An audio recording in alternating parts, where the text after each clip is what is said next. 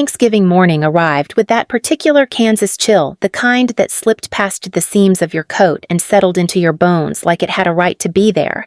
I was standing in my kitchen barefoot, nursing burnt coffee and staring at an unbaked pecan pie when my phone buzzed on the counter.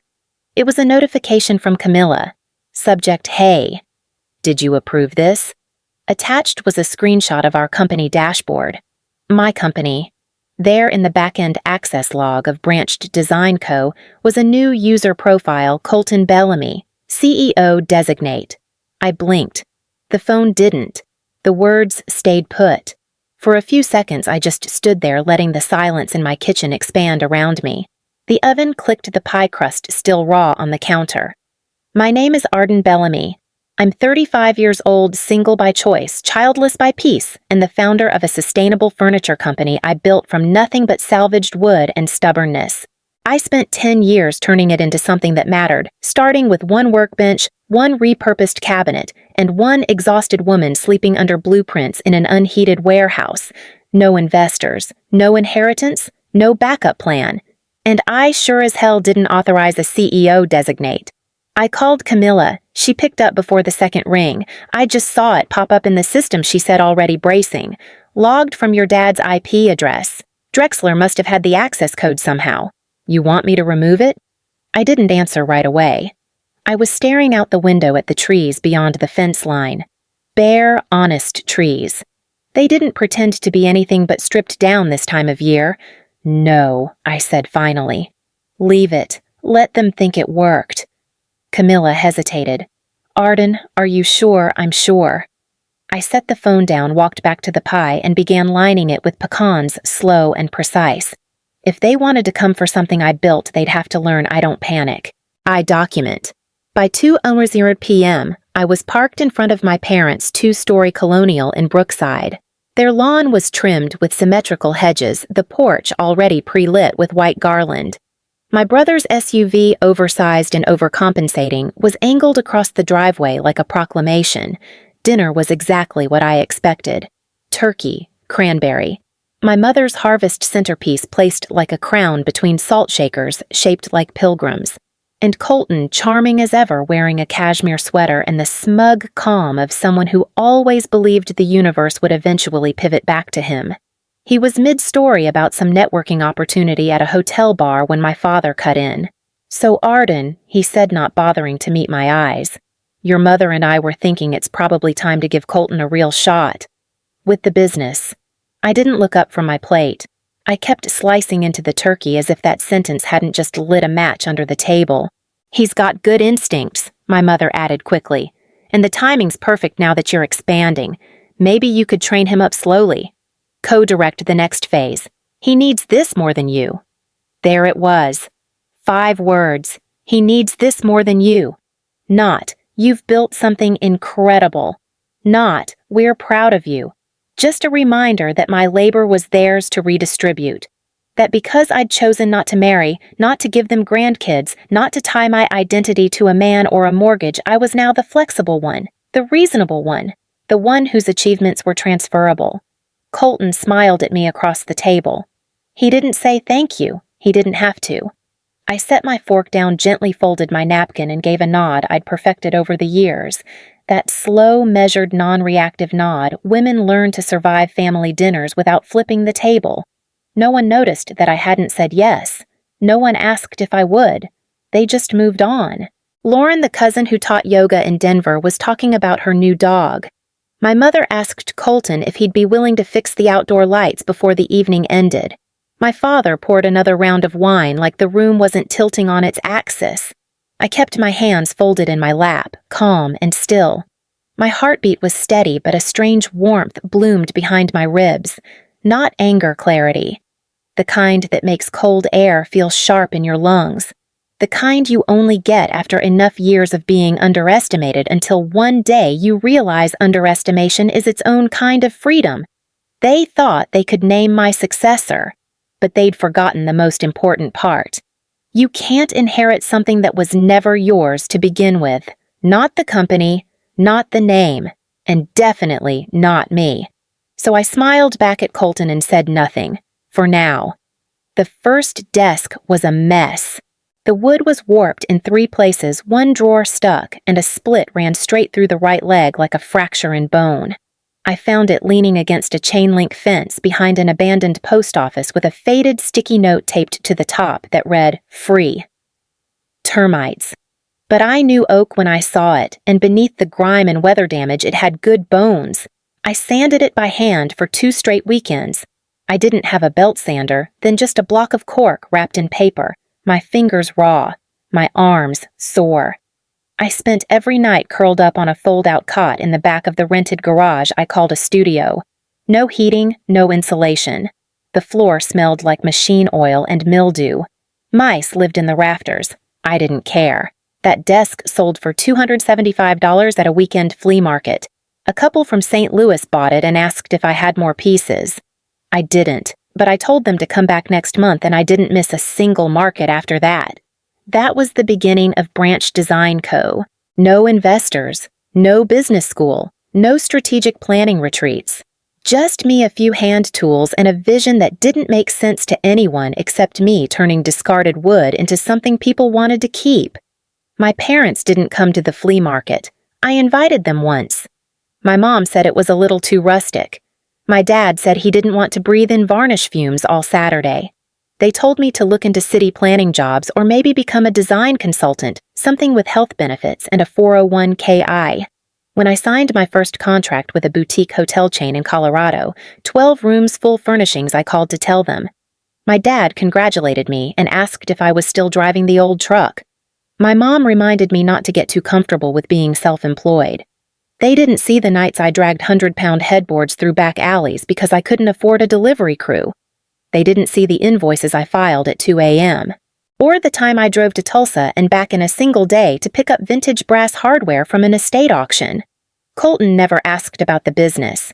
He called me when he needed help updating his resume or when he needed to borrow money just until the next startup round hits. There was always a round, always a new idea, always a new investor this close to confirming. When I bought the workshop outright, paid in full with earnings from a custom-built conference table made from reclaimed barn beams, Colton said, "Must be nice to keep it small and easy." That was 4 years ago. The company grew because I kept showing up. When hotel number 3 called to say their guests were asking about the furniture, I started printing tiny brass tags with my logo and inlaying them under each piece. When a design magazine asked for an interview, I sent in Camilla instead. She was 24 at the time, and I wanted her to feel like part of it. She'd joined as an intern from the community college, came in early, asked good questions, and stayed late without being asked. She didn't care about titles. She cared about the grain patterns in walnut and how linseed oil settled into mahogany. The day we shipped our 1,000th unit, Camilla brought in a small bottle of cheap champagne and poured 2 glasses into mismatched mugs. We toasted over a stack of finished nightstands bound for Oregon. I posted a single photo to our business page with the caption, "From one desk to 1,000. Hand-built heart lead." My parents didn't comment. Last year, a buyer from a California interiors firm flew out to tour the shop. She walked through the workshop with clipboard in hand, took photos of our stacked raw lumber, asked about our glue-free joinery methods. At the end of the visit, she looked at me and said, "You know, this isn't just craft, it's legacy." That word stuck. Legacy. And now, sitting at my parents' dinner table with cranberry sauce congealing on my plate, I watched them pass around the idea of my business like it was a family heirloom they'd forgotten to catalog. They used words like continuity and shared future and family name. It was the first time they'd ever called it ours. But the truth is, Branched Design wasn't ours. It wasn't even mine anymore, not really. It belonged to the years. To the sweat-stung afternoons I spent hauling lumber in 100-degree heat. To the nights I ran out of sandpaper but kept going anyway. To every dented knuckle, every bad idea that turned into a better one, and every silent morning I opened the shop knowing no one was watching. They didn't see it then, and now they wanted to claim it just in time for the photo op. The Monday after Thanksgiving, the shop was still closed.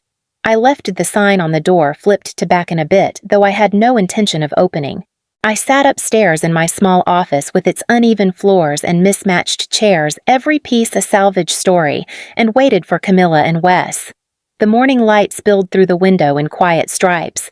Wes was the first to arrive, walking in with his usual thermos of black coffee and the faint smell of sawdust clinging to his flannel. He'd been my first real ally in this business, an old-school carpenter who once rented a bench in the back of my shop and ended up investing 10% just to keep us both afloat during year 2. Quiet, loyal, the kind of man who believed in fixing things, not replacing them. Camilla arrived minutes later, crisp and efficient, with a folder in hand and a phone already buzzing. At 27, she ran operations smoother than anyone I'd met twice her age. She had an eye for detail, a brain like a filing cabinet, and the kind of work ethic that doesn't announce itself but simply shows up and stays late. She sat across from me and opened the folder without preamble. Okay. I dug through the original filings. Remember how you registered as a sole member LLC when you first started, and then restructured 3 years in? I nodded. Well, this is from that middle year. You were 23. You filed the first LLC at the county clerk's office using a DIY legal kit from Office Max. Wes chuckled. I remember that kit. It came with a bonus CD-ROM. Camilla slid a copy of a scanned document across the desk. Page 3. Look under Provisional Stakeholders in the event of dissolution or incapacitation. I leaned in. The wording was faint, slightly blurred, but clear enough in the event the member is deemed unfit, inactive, or chooses to dissolve the business provisional rights of stewardship transfer to the named family representatives Richard and Marcia Bellamy. I sat back. The room felt smaller. Wes cleared his throat. This isn't standard. It was included in the boilerplate template, Camilla said quietly. You must have filled it out on a whim. Or maybe your parents were there. I closed my eyes for a second, trying to rewind 13 years. A half-finished desk, papers spread across a dining room table. My mom offering to help with the forms, saying, "It's just legal fluff, everybody puts something down." I had signed it, eager to register, to feel official, to be doing something. I didn't know yet how every checkbox could echo years later. They didn't have any stake in the company, I said. They never put in $1. Legally, Camilla said, it doesn't matter. This clause gives them grounds to claim temporary authority, especially if they argue you're unfit, unavailable, or not acting in the company's best interest. They're already acting like they own it, I murmured. Camilla hesitated. That may be why Drexler filed the CEO designate tag last week. He's your family's lawyer, right? I nodded. He'd been our neighbor growing up close with my dad since forever. Drexler handled wills, property disputes, and the occasional lawsuit between local businesses. I hadn't used him for branched design since year 1. They're building a case, Wes said, voice low and steady. They want to make it look like a natural transition. Family support, strategic expansion. Arden steps back for the sake of growth. I laughed, but it was hollow. Strategic expansion. That's rich. We need to act now, Camilla said. Before anything formal gets filed. If they request an emergency hearing or try to push through a provisional transfer, they'll have a paper trail. I stood, walked to the window. The workyard was quiet below. A stack of reclaimed door panels leaned against the fence. A half-finished console table sat under tarp. Everything outside was real-touched, sanded-shaped. And yet, inside this office on a single sheet of paper was a line I'd overlooked that now threatened to hand my life to someone else. They didn't believe in this company, I said, turning back. They didn't believe in me. And now they're treating it like some family trust. Camilla looked at me carefully. What do you want to do? I want to make sure they can never touch it again, I said. Not now. Not ever. Wes set his coffee down. Then it's time we talk about options, real ones. And just like that, I knew the battle wasn't just over contracts or titles. It was about ownership of narrative. Who got to say what was built and by whom? If they wanted to call this a legacy, then fine. I'd show them what a real legacy looked like, one they'd never be part of.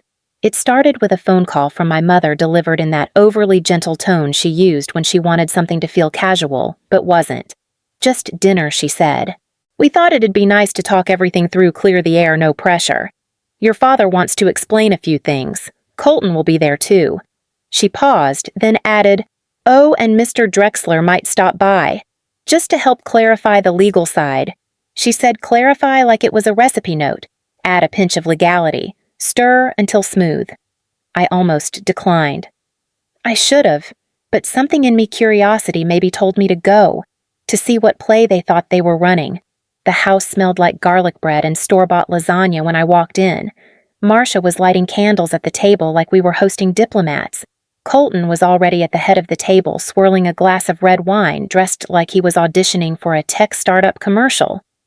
"Arden," he said with a grin that didn't quite reach his eyes. "Glad you made it." I set my coat on the back of the chair and nodded. Of course, wouldn't miss it. Drexler arrived 10 minutes later, trench coat still damp from the drizzle outside, briefcase in hand. He looked older than I remembered, heavier around the eyes, but still sharp in posture. He shook my hand like we were still neighbors, still equals. We didn't sit at the table right away. My father poured drinks while Drexler made small talk about how well Branched Design has been doing lately, and how exciting it is to see family businesses transition to the next generation. The word transition hung in the air like smoke. Dinner was served. Chicken parmesan salad from a bag, garlic knots. No one touched much of it. They were waiting for something. Halfway through the meal, my father cleared his throat and tapped his fork lightly against his glass. "So," he said, eyes fixed on the centerpiece, "we wanted to bring something to the table tonight. Figuratively speaking." Drexler reached into his briefcase and pulled out a folder, neat, thick stapled. He slid it toward me across the table like a dealer laying down a final hand. The title read, Leadership Transfer Plan, from Founder to Co-Executive Officer. There was a company logo in the top corner, our logo. Only it wasn't Branched Design Co. anymore. It was Bellamy and Coeter Furniture. My father smiled as if unveiling a surprise birthday cake. "We've had some discussions, and this is just a starting point. Nothing final. But we believe this is a structure that honors your work while preparing for the future." I said nothing. He went on. "You'd retain your title, of course. Creative lead, visionary, the soul of the business. Colton would step in as co-executive, handling the operations and financial side." My mother chimed in. "You've always said you hate spreadsheets. This way you focus on the part you love, design the artistry." I flipped to the second page. A proposed timeline, a revised equity structure, a rebranding plan. Colton's name listed beside mine. Equal weight. "Why now?" I asked, voice flat. "Why this suddenly?" Colton leaned back, arms folded. "Because it's growing, Arden. And if we want to scale, we need leadership that reflects that. You've done incredible work, but it's time to think bigger." "You mean you need to be included?" "That's not what I said." "No, I said, but it's what you meant." Drexler spoke next with that smooth legal tone that makes betrayal sound like a policy update. "It's worth noting that your parents' provisional status under the original LLC gives them certain advisory rights. This plan reflects a good faith collaboration. Everyone benefits." I stared at the table for a moment, the flicker of candlelight catching on the water glasses. No one moved. No one breathed. I closed the folder. Then I smiled. A small, quiet, unhurried smile. "Well," I said, standing, "this has been enlightening." My mother blinked. "You're leaving." "You haven't signed anything." "I know. Arden, honey, my father started this, is for your good. You're not being replaced. You're being elevated. It's balance. You're the soul. Colton will run the numbers." I turned to Colton.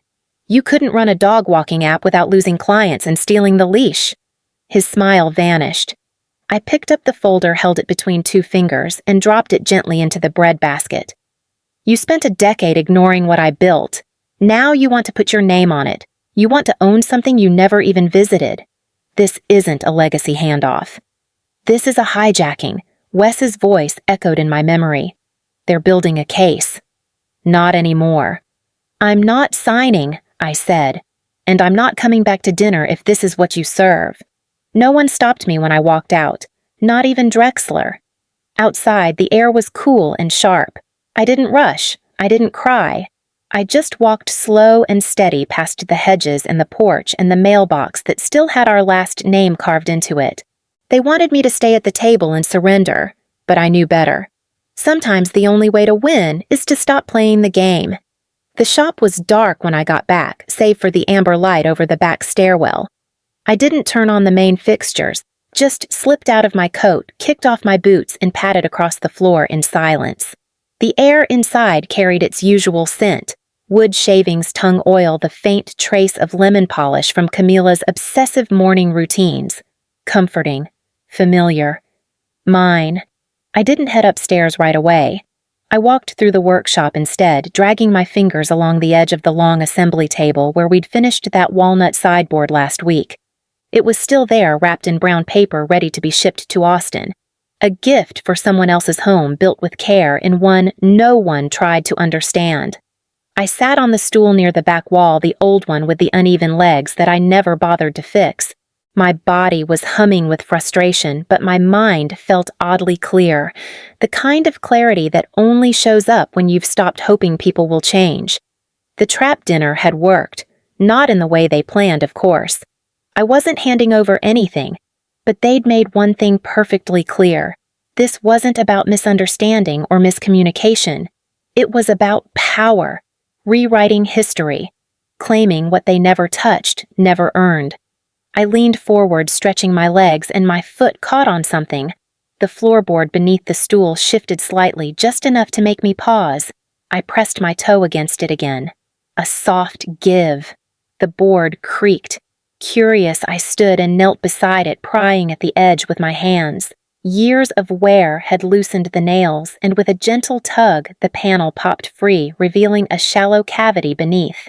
Inside, wrapped in plastic and sealed with tape, was a weathered gray folder I hadn't seen in nearly a decade. I sat back on my heels, heart ticking faster now. I remembered this. When I first bought the shop, I kept everything valuable within arm's reach. Legal documents, private records, tax IDs tucked away in fireproof sleeves and buried like treasure under the floorboards back when I didn't trust file cabinets or locks, or even myself. I peeled the tape back slowly, unfolding the papers with care.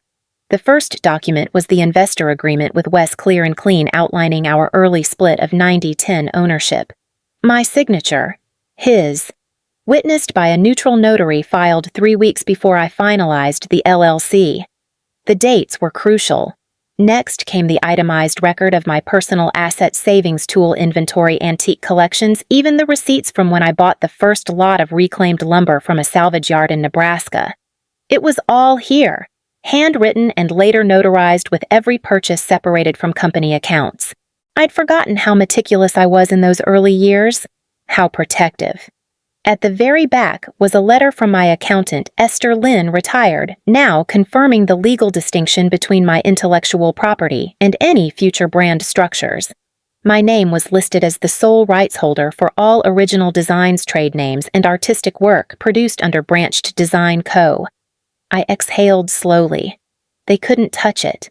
Not the sketches, not the design tags, not the methods or templates or proprietary finishes, not without my written consent.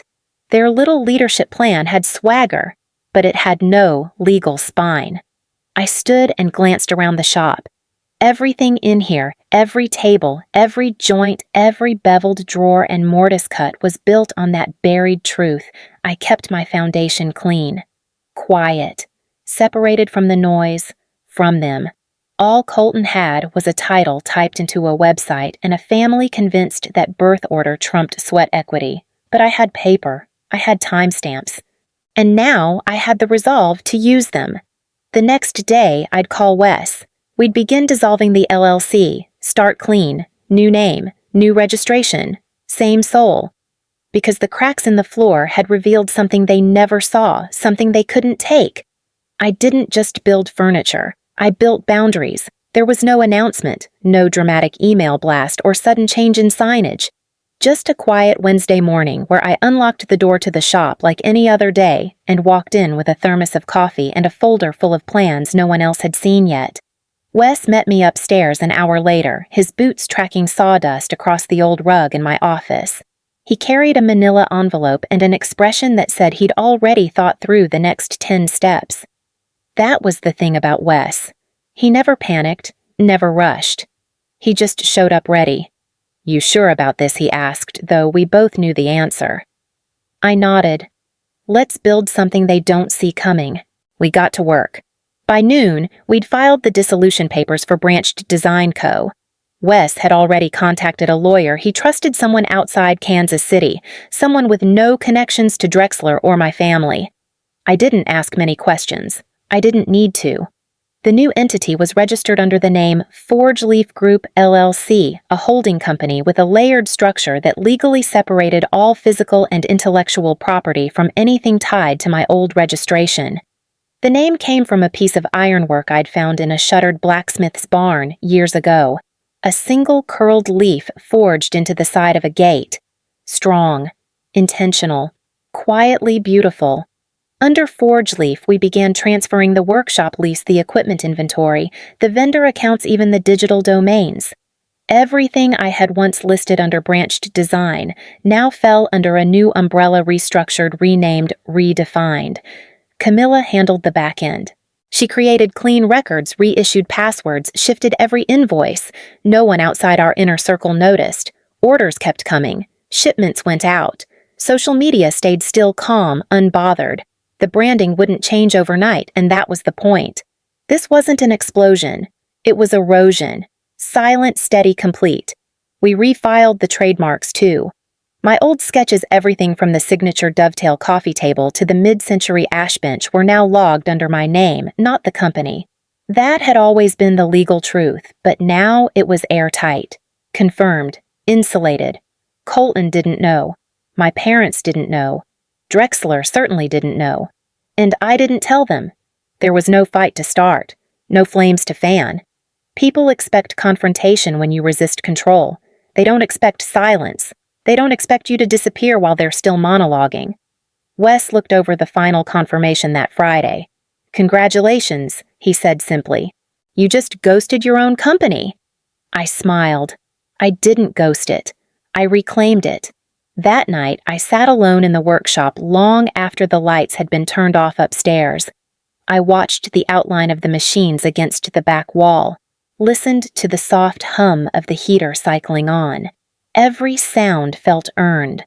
The world outside still thought I was Arden Bellamy, founder of Branched Design, slowly expanding, possibly preparing to hand things off. But I knew better. I had already left, and I'd taken everything with me. It was just past 7 when Camilla called. She never called that early. Usually it was texts, quick updates, invoice notes, inventory flags. But this morning, her name lit up my phone before I'd even finished my first cup of coffee. That alone told me something was wrong. "I need you to see this," she said, voice clipped. "Check your inbox. Subject line says Davenport. You'll know it when you see it." The email was from a sourcing contact we'd used once years ago when Branched Design was still operating out of the garage. The subject line read, "Colton Bellamy, follow-up on signature table collaboration." My heart stopped before I even clicked. I opened the attachments, 3 PDFs. The first was a proposal sheet, Colton's name right at the top, listing him as creative co-lead Bellamy & Co. I stared at that like it was written in fire. There beneath his credentials was a photo of our signature Hawthorne Ridge dining table, one of my earliest and most personally crafted pieces. Every curve, every grain, every finish I'd built that from my grandmother's old porch boards. It was in our online portfolio. It had my name on the original blueprint, and now it had his name pitched beside it. But it wasn't just the photo. Camilla had flagged the second file for a reason. It was the actual CAD file, the full 3D render we used for custom commissions. We never sent those out unless a project was approved and protected by license. And even then, we added watermarking, subtle and digital, embedded into the source code of the file. This one had our mark, a time-stamped tag with my initials and a trail that led directly back to our system. Somehow, Colton had gotten into our archives. I sat still for a moment, not angry, not even shocked. Just cold. The final attachment was a forwarded email from someone at Davenport Studios. They were a competitor, sleek, industrial, modern stuff, bigger scale. Not as artisan, but with reach. Their email read, "Appreciate the concept. We'd be open to reworking the material sourcing. Let's talk exclusivity." Camilla's message underneath was short. He sold your design. And he's trying to cut a deal behind your back. I checked the back end, he used your old login. Password was never changed. That's on me. I'm sorry. I stared at the screen for a long time. So this was it. Not family conflict. Not business tension. Theft. Clean and deliberate. He hadn't just stepped into my shoes, he tried to walk off with the ground beneath them. I called Camilla back. Lock everything. Change every credential. Revoke any device access linked to my old login. And get Wes on the line. I already did, she said. He's heading to the office. By the time I reached the shop, Wes was waiting in the conference nook with his laptop, open files, pulled audit logs running. His face was tight. Camilla walked me through it, he said. It's airtight. He accessed your design library 2 weeks ago. The day after that dinner, he came in here. No, Camilla said, emerging from the back, her hands still dusted with finishing powder. He didn't need to. He had your credentials from when you two shared the admin account. He used a VPN to mask the IP. Sloppy, but not stupid. He thought we wouldn't notice. I dropped into the chair across from them. So, now we make them notice. Wes nodded. Already spoke to the lawyer. Since the asset's protected under your name and the company is now under forge leaf, you have standing to file for both IP infringement and attempted misrepresentation. He's not protected, and neither are your parents if they're listed as involved. Camilla's voice dropped quiet but steely. This wasn't just betrayal, Arden. This was planned. She was right. This wasn't an impulsive grab. This was months, maybe years of watching me build, then deciding he deserved to inherit it by default. Because they believed family meant ownership. Because they never believed I'd walk away. Because they never believed I'd build a door they couldn't follow me through. Wes looked up from his screen. Want to make it public? I shook my head. Not yet. First, let's finish cutting them out. They wanted a legacy. I'd give them a paper trail instead. The house hadn't changed. Same wraparound porch, same overwatered hydrangeas, same pale green shutters that my father insisted were classic. I hadn't been back since Thanksgiving, and even now, as I stood at the front door, I wondered why I'd agreed to come at all. Maybe I needed to hear them say it to my face. Maybe I needed to stop hoping for something they'd never give. My mother opened the door wearing the same pearl-button cardigan she always wore when she wanted to seem warm. She stepped aside without a word and nodded me in. Dad was already seated in the den, fingers laced on his knee like he was waiting to start a deposition. The only person missing was Colton, which was fine. This wasn't for him. I sat down across from them, letting the silence stretch just long enough to take up space. Colton's not here, I asked flatly. He's staying with friends in Nashville this week, Mom said. He needed a break. A break from what, stealing things? Her mouth pressed into a thin line, but Dad leaned forward. Arden, this doesn't help. We're all trying to navigate this situation with some civility. Civility, I repeated. He accessed my protected designs, pitched them to a competitor using my work, and signed his name to it. That's theft. But sure, let's be civil. My father let out a breath, slow and deliberate. He's trying to find his way. The truth is, you've never understood the kind of pressure Colton's been under. Living in your shadow hasn't been easy.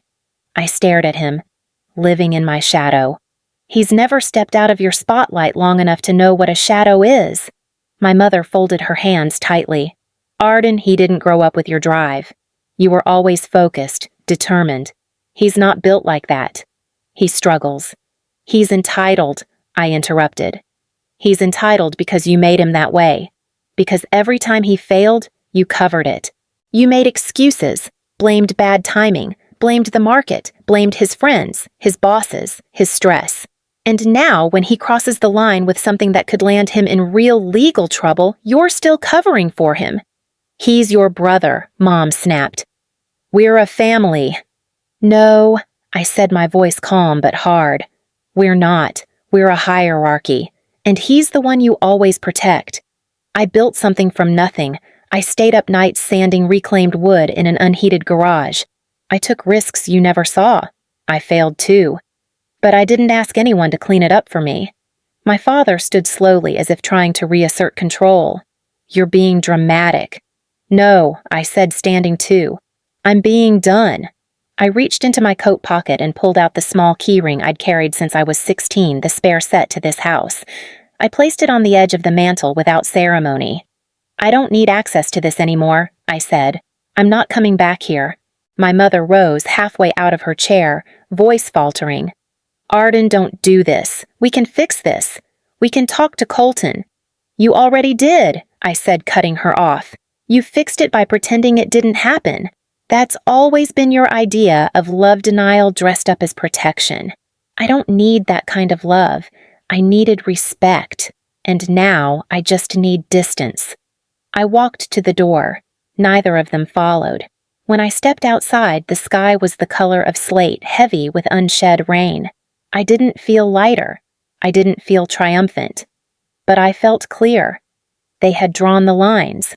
I was just finally reading the map. It started with the sign. One Monday morning just past dawn, I stood outside the workshop with a contractor named Jalen, a soft-spoken guy with calloused hands and a clipboard that looked like it had survived a war. The air smelled like cedar dust and cold steel. This, the one he asked, gesturing to the wooden placard above the entrance branched Design Co. Carved in walnut, a little sun-faded but still holding on. I nodded. Take it down. He didn't ask why. He just went to his truck and started unloading tools. By noon, the facade was bare, and by evening, a new sign hung in its place. Clean brushed metal lettering mounted flush against the reclaimed brick Forge Leaf Group. There was no press release, no social media countdown, just a quiet switch. I notified all vendors and long-term clients directly. Those who mattered already knew. The rest, they'd figure it out when the invoices changed. Camilla came in that afternoon carrying 3 legal folders, a half-eaten muffin, and the kind of fire in her eyes that only shows up when you stop holding back. She dropped the folders on the main table and looked at me. You still sure she asked? More than ever, I said. Good, because we're already cleaner, faster, and more profitable than we were 6 months ago. I spoke with the Chicago hotel group they're sticking with us. Said the rebrand looks elevated. I smiled. Tell them it's just getting started. We walked through the studio, past the new equipment I'd moved under Forge Leaf's name. It had taken weeks, but every lathe jointer clamp system CNC rig was now owned and insured by the holding company. Branched design on paper had been gutted. What was left was a shell. Later that week, I made it official. A public notice went up in the small business registry and online directories. Branched Design Co. will cease operations effective immediately. All assets and partnerships transferred to Forge Leaf Group LLC. There were murmurs in the design circles. A few local blogs speculated on internal drama. One even suggested I'd sold the company to a private investor. I didn't respond. Let the rumors swirl, they made a good smokescreen. Inside the walls of Forge Leaf, though, everything was sharper. I promoted Camilla to Director of Operations. It wasn't ceremonial, she'd been running half the place already. Now she had the title, the pay, and the decision-making power. She cried when I told her. Not big dramatic tears, just a few quick ones that she wiped away with the heel of her hand before saying, "Took you long enough." Wes stepped back with no fanfare. We'd had coffee the week before, just the two of us sitting on a bench outside the shop as the sun cut through the oak trees. "This is your ship now," he said. "Always was." "I was just keeping the wheel steady while you rebuilt the hull." He still consulted on legal paperwork, but the day-to-day was mine. Fully, finally. We painted the main walls, white-sanded the floors, and replaced the hanging fixtures with hand-blown glass pendants Camilla sourced from an artisan in Vermont. I hung one photo on the new entry wall, me at 22, crouched beside my first finished piece, a reclaimed coffee table that had taken me 4 weekends and 2 panic attacks to complete. My hands were stained, my eyes tired, but the smile was real. That girl didn't know what was coming, but she knew she'd build something no one could take. Now she had, and it had a new name. The subject line was in all caps, unbelievable. I opened the email on my phone while sipping burnt coffee from a paper cup, the kind you grab on your way back from a supplier run. I didn't need to open it. I knew who it was from, but I read it anyway. I hope you're proud of yourself. You've embarrassed the whole family. Do you know what people are saying, that you blindsided us, that you took your ball and ran? You're not just ruining the brand, you're tearing apart this family's name. For what ego, I scrolled. Dad's devastated. Mom won't stop crying. You think this makes you strong? It makes you cruel. You're acting like everything was handed to you by divine right. But here's the truth, you conveniently forget you would have never gotten off the ground if Dad hadn't co-signed that first lease.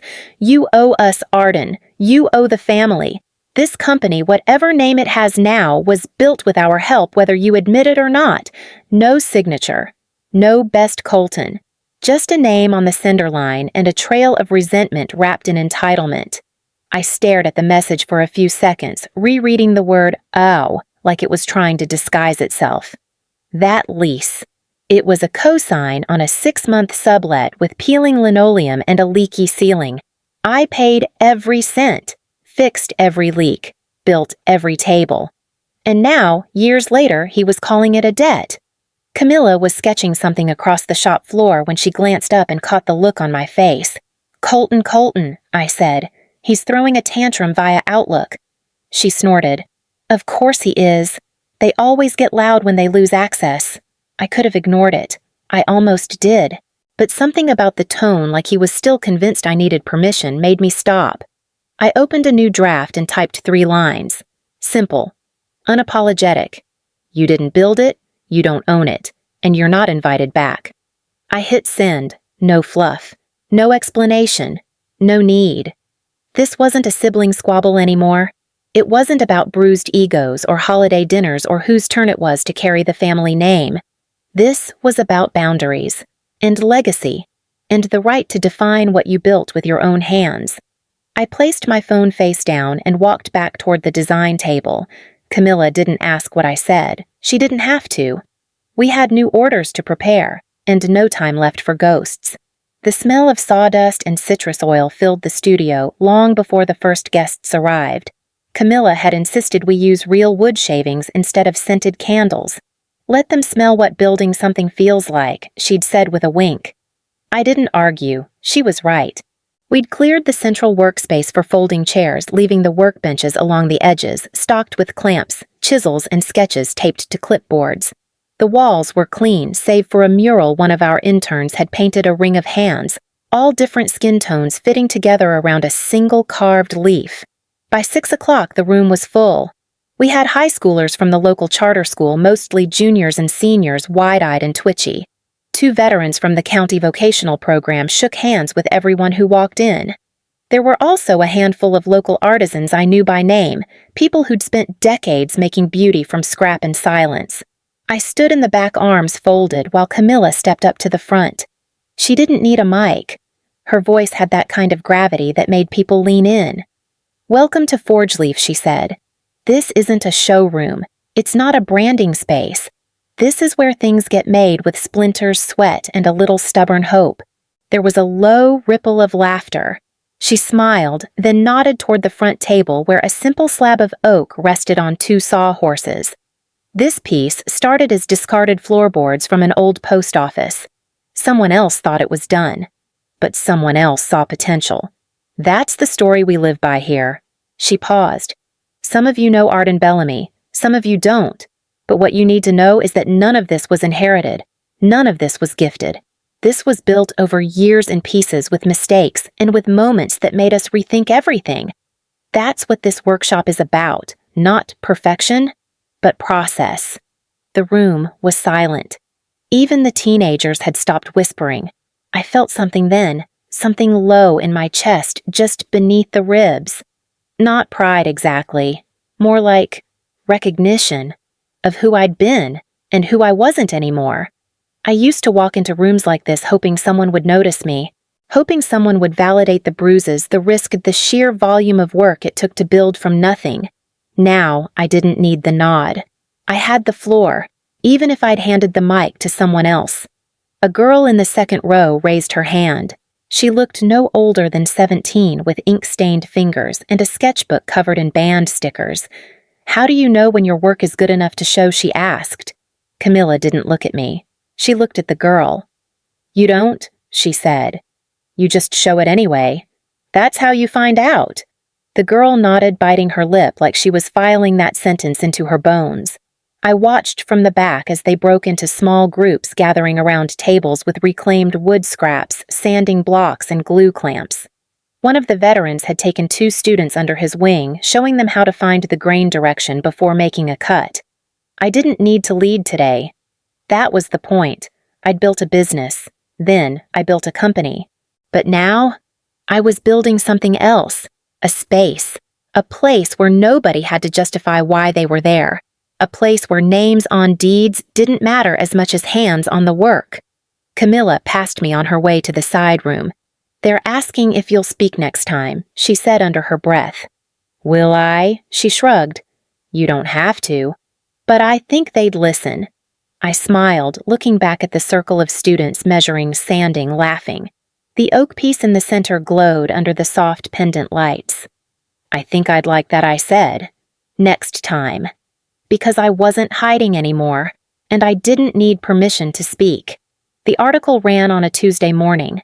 I didn't know it was live until my inbox started to fill with subject lines like, saw the piece amazing and this is why we don't quit. The Kansas City Chronicle wasn't exactly the Times, but for a small business profile, it reached deep into the community and beyond. The headline sat at the top of the arts and culture section, from salvaged to signature Forge Leaf's founder on craft legacy and letting go. There was a photo me in the workshop, jeans dusted with saw shavings, standing beside one of our new bench pieces. My hands were crossed, not posed. I remembered the moment.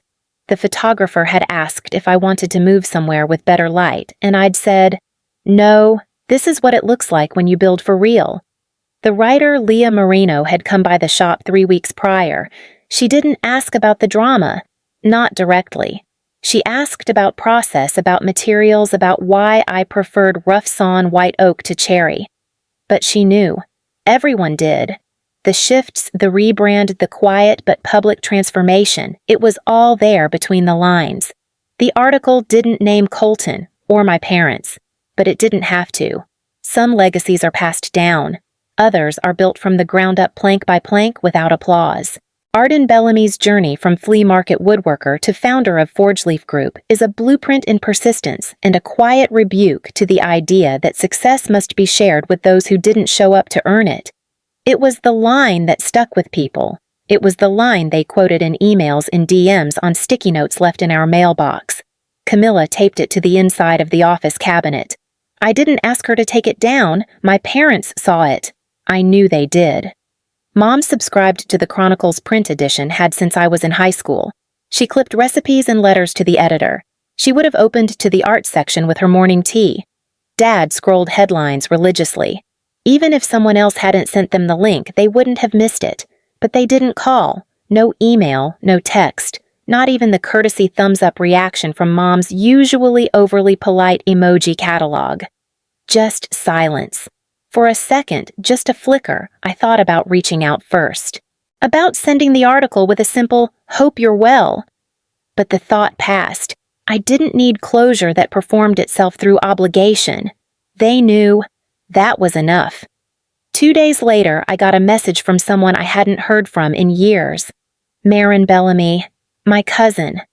We used to build pillow forts at family reunions, disappear into games of pretend until the grown-ups made us come down for pie. She was older by 3 years, went off to college, early moved out west, taught science at a public high school in Oregon. I'd always liked her, mostly because she was the only one who talked to me like I wasn't fragile. Her email was short. Arden. I just read the Chronicle piece. I wanted to say thank you. I printed it out and passed it around my 10th grade girls. We've been talking about agency, about ownership, about the idea that your voice doesn't need to be stamped by someone else's approval to be real. What you've done matters. It's a blueprint I didn't have when I was 16. But now they do. Love, Marin. I read it 3 times, saved it to a private folder. Then I stood up from my desk, walked to the studio floor, and touched the Forge Leaf sign above the entrance. Legacy didn't need a family crest. It didn't need a signed card or a silver-framed photo on a mantle. Sometimes it looked like a quiet room filled with people making something new with their hands because they saw someone else do it first. Sometimes it looked like a girl in Oregon holding a printout thinking, maybe I can too.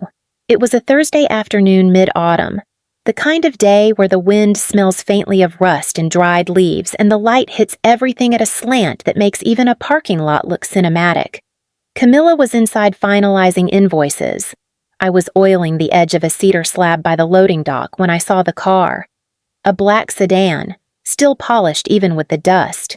My father always believed in keeping things presentable. I knew it was him before I saw his face.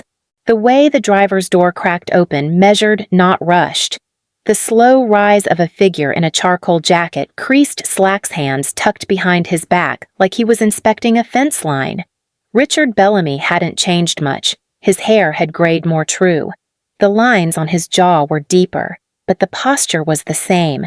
Shoulders set like a ruler. Chin tilted slightly up as if every view deserved assessment. He didn't come in, didn't knock. Just stood there at the edge of the sidewalk gazing at the new signage above the studio forge leaf. There was no trace of the old name. No branched design. No branding colors they had once critiqued as too feminine. Just raw wood and pressed metal carved lettering burnished clean. A name I chose. A name they never touched. Through the large glass windows of the shop, I saw his eyes land on the mural inside the ring of hands, the oak table below it, the kids from the last workshop still etched into its corners through doodles and thumbprints. He didn't frown, didn't smile either. His face was unreadable like always. He stood there for maybe 2 minutes. Then he turned, walked back to the car, and drove away. No gesture, no note, not even a look over the shoulder. I stayed by the slab hand, still holding the oil-soaked cloth. I didn't follow. Camilla must have seen him too. She stepped quietly to the doorway, leaning against the frame without saying a word. We watched his car merge onto the main road and disappear behind the line of maples. "You okay?" she asked after a moment. I nodded. Yeah, because I was. More than okay. Not because it didn't sting, some part of it always would, but because I didn't flinch. I didn't run to the window. I didn't wave. I didn't offer him the invitation he thought would always be waiting. He came to see if the door was open, and found out it wasn't. That was the visit. Not of reconciliation, but of recognition. He saw what I'd built, and walked away. And this time, I let him. The original workbench was still there, tucked in the back corner of the old workshop I'd never sold. We kept it as storage now, mostly for scrapwood misfit hardware, the odd prototype that didn't quite make the line. But the table remained untouched. Covered in a dusty sheet, the air smelled of varnish and old heat. It was quieter than I remembered. Or maybe I'd just grown louder inside. I pulled the sheet back. The walnut coffee table sat exactly as I'd left it. Short legs, uneven grain, one side slightly warped where I'd misjudged the clamp tension. The lacquer had gone dull, but the shape was still intact. Not a single nail had come loose. It wasn't pretty, not compared to what we made now. Back then, I didn't know how to finish joints cleanly or balance structure with softness. But this table, it was mine. Every flaw, every awkward angle, every stubborn curve that didn't smooth down, no matter how long I sanded. I'd built it on nights when my mattress was the couch and my meals were vending machine crackers. I had slept 3 feet from where that table stood wrapped in a paint-splattered blanket with hopes louder than experience. I sat beside it, resting my fingers on the edge. The wood was still cool, still solid, still here. People think when you walk away from your family you're doing it out of anger, that there's some fire burning hot behind your ribs driving every door you close. But for me, it was never rage. It was the slow, patient ache of being erased, being told that what I created only mattered when it could be repackaged, renamed, and handed to someone else. This table. It was the first time I ever said I can make something real. They didn't come see it. They never asked what it meant to me. Never saw the calluses or the quiet pride when I finally got the legs to stop wobbling. But I did. I saw it. And I never forgot. I ran my palm across the grain, now rough with age but steady beneath my hand. It reminded me that not everything needs to be perfect to matter. Some things, some beginnings are worth keeping because of what they carried, not just what they became. This isn't about revenge, I said out loud, the words soft in the still air. It's about remembering who I was before they tried to tell me who to become. I didn't need to prove anything to them anymore. Not with headlines, not with emails, not even with silence. I'd stopped measuring my worth in reactions and reconciliations. I wasn't waiting for an apology. I wasn't looking for approval. What I kept was this. The first thing I built when no one believed I could. And the last thing I'd ever let them take. Thanksgiving came with the scent of cinnamon and cedar drifting through the workshop's open bay doors. The weather had held just long enough for us to leave them open. Crisp, but not biting. Sunlight pooled in patches on the concrete floor, catching in the grooves of the work tables where oil and sawdust lived like history. There were no place cards, no long speeches, no tension thick enough to cut. Just laughter from the back corner where Camilla had commandeered the folding tables to set up a cider bar apple pear and one spiked with something stronger Wes refused to name. He was manning the smoker out back, his flannel sleeves rolled and apron dusted in rosemary. When I peeked through the shop windows, he looked exactly how I remembered him from the early days, steady, practical patient. Ava, the high school student I'd been mentoring through the community trades program, was showing off her first carved piece, a delicate trivet with leaf patterns. She lit up every time someone leaned in to admire it, cheeks flushing with pride she didn't try to hide. I had no idea wood could feel like fabric, she told me as I helped her mount it on the showroom wall. Like it wants to be shaped, but not controlled. I smiled. That's the trick. Listen to what it already is. Don't try to force it into something it's not. We clinked cider glasses after that.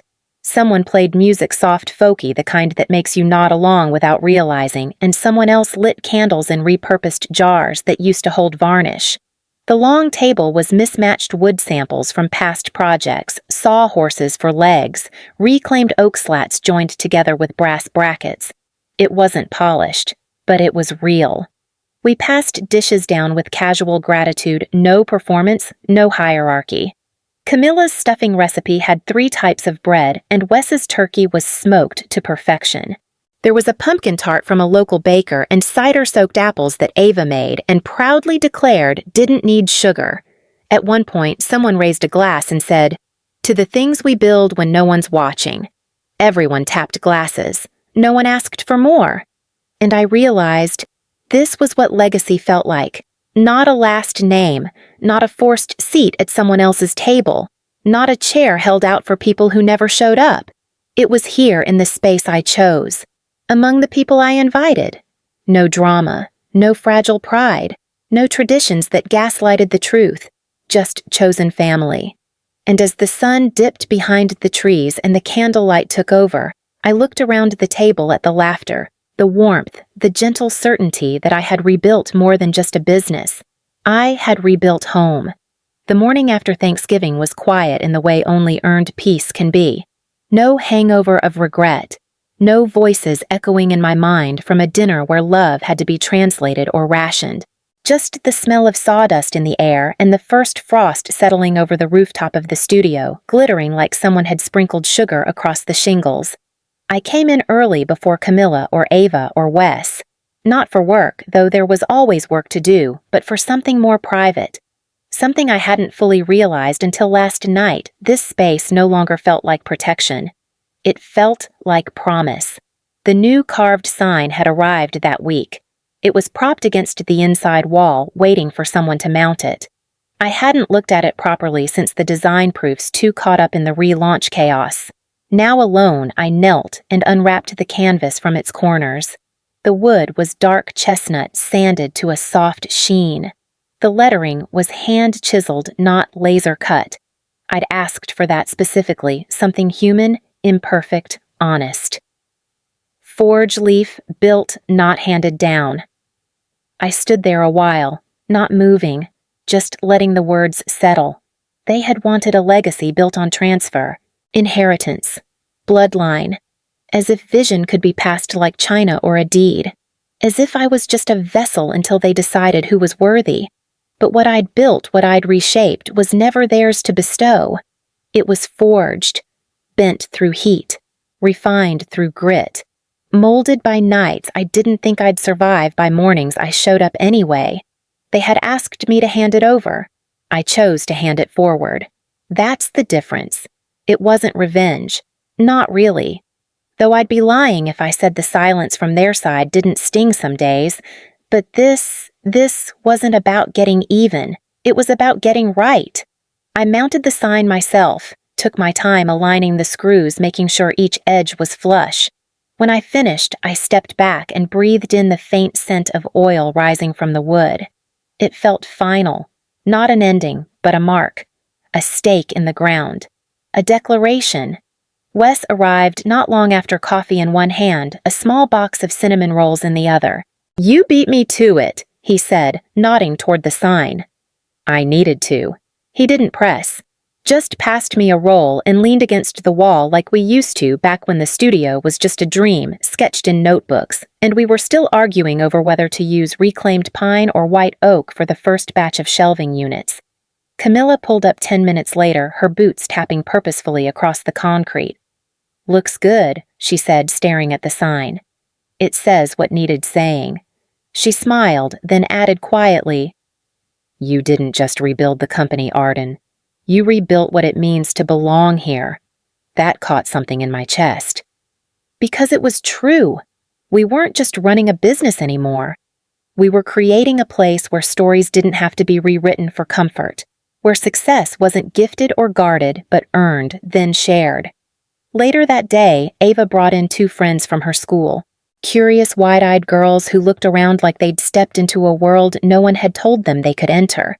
I watched them trace their hands along the grain of the tables, asking questions about carving tools and varnish and how we made the chairs curve like that. One of them whispered, "I didn't know girls could do this stuff." I knelt beside her and said, "We don't just do it. We lead it." That night, after everyone left, I stayed behind a little longer, cleaned up scraps, locked the back door, turned off the lights one by one. Then I walked past the new carved sign, now lit gently by the sconces above it. Forge leaf built, not handed down. I didn't look back. I didn't need to.